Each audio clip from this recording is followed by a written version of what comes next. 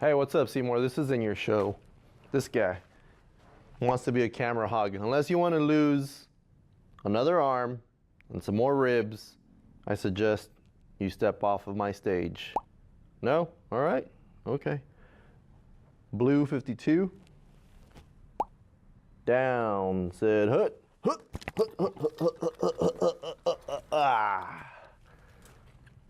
All right. Hey. Just being a little silly here at the clinic. So today's video is going to cover an issue that people don't think can be fixed. It's the bunion.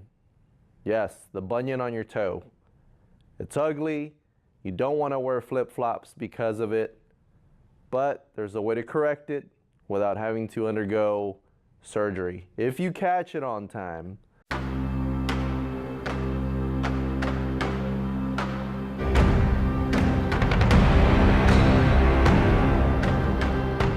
I told you were going to lose a limb. It hurt me to take your other arm because then you would have no arms. So I took a leg instead. Don't test me. Anyway, so today we're not going to talk about theories. We're going to talk about laws. And today we're going to talk about Wolff's Law. And Wolff's Law pretty much states that bone will change its structure based on its function. So the bunion. The bunion is pretty much bone growth, and it's bone growth around the big toe.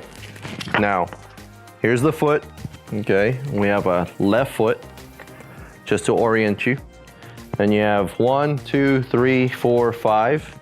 And the bunion is usually a growth right here between these two bones. The first shaft and this little bone right here, where the toe actually bends. And what will happen is if you're not rolling off of the foot, off of this bone, when you walk, at the very end, when you push off, and you roll off of here, then the body starts to protect the feet by putting bone down there, okay? So, over time, because it doesn't happen overnight, is you start to see more and more bone coming down and being laid down on the side of the foot. Eventually, if you don't do anything about it, then your toe ends up encroaching on the other toe or on top of the other toe, and you have a big ball of bone hanging out on the side. Now, surgically, the way they correct that is they go in there and they sand that down, and then after they saw that down, then they stick a screw in there, okay? And that screw is a titanium screw, and usually what it's made for, it's to prevent further bone being placed in that area. Now, does it work? Yeah. Is it successful? Yes. Do you have to go through that? No. It's a painful process, and I mean, it limits your mobility. So today I'm going to show you how to take care of that, okay? So I took off my shoes so I can show you how and what to do for prevention, okay? So excuse my hobbit feet. But the first thing you want to do is you want to grab some toe spacers, right? So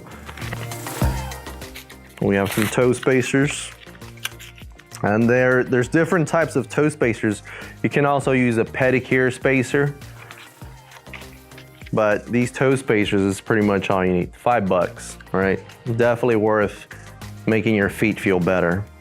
Now, once you have the toe spacer, what you want to do is you want to put the toe spacer right in between here. Okay, now I don't have a bunion, so this thing's not going to be nice and snug in there. Okay, now once you've done that, I'm going to put one on the other side. Once you've done that,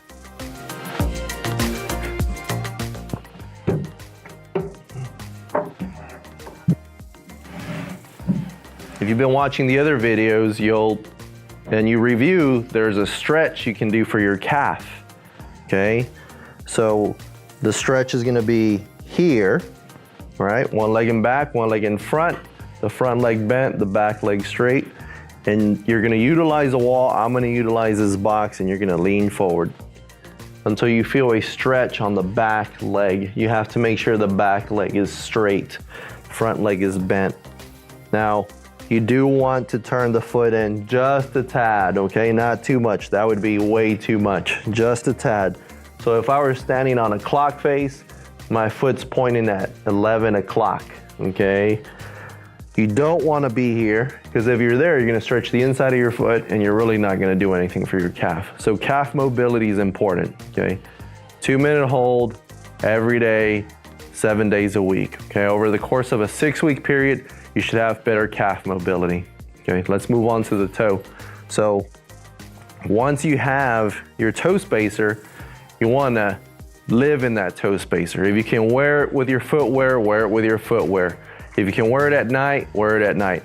It's gonna bother you, it's gonna fall out, because it's not in there. You're not used to it being in there all the time. But what it's doing, it's actually stretching all the tight tissues between the first and the second toe. So you're getting a toe spread, okay? Now, you have to change the mechanics of the foot, okay?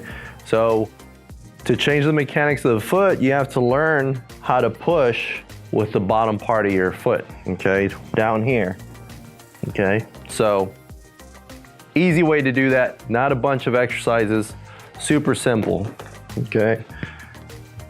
Remember this guy? Product review, okay? So we put this around the legs. You have your toe spacer.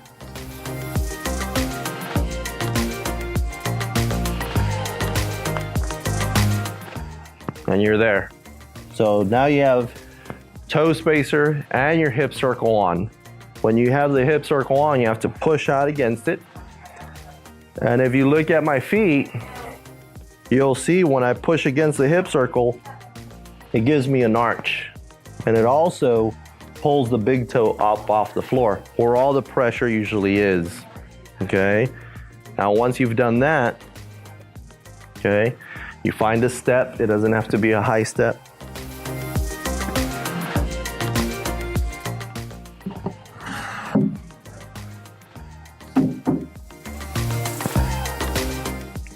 You stand on that step with the ball of your foot, okay? Push out against the hip circle and just make sure your heels are not falling in. So this is where you want to be, okay?